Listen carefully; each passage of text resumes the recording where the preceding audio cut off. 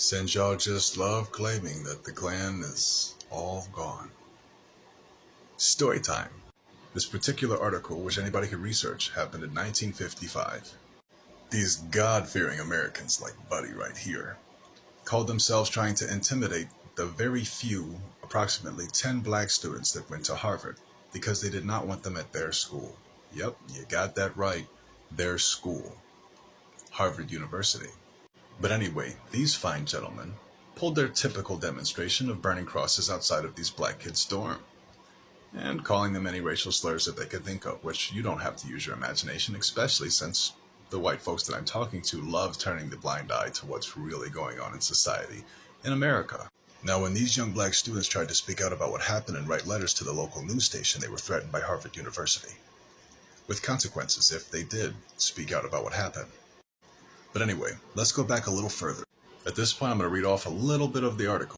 Indeed, on October 22nd, 1923, the Harvard Crimson published an article detailing the Klan's intentions to increase its membership in the incoming weeks. It stated that Harvard's KKK had only been waiting for the favorable moment to show its strength. This is where it gets interesting. Let's go back a little further.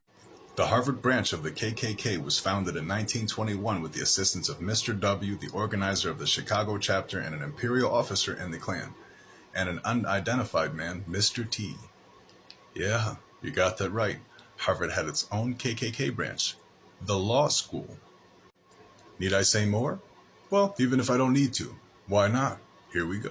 The Harvard archives show no record of President Lowell, or the Board of Overseers responding to the telegram or taking any measures to purge the campus of Klan activity. Surprisingly,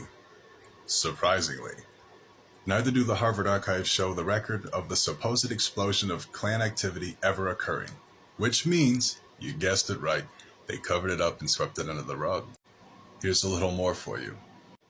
In spite of the fact that 143 Harvard alumni had signed a petition protesting the policy to protect them, in September 1922, it took until March 23rd for the university to repeal the mandate, and even then records show officials asking black students to seek alternative housing accommodations, meaning we're not going to consequence the KKK branch. You should leave. Where does that sound similar? I've heard this before. Oh, when black people call out racism, if you don't like the country, we should just leave.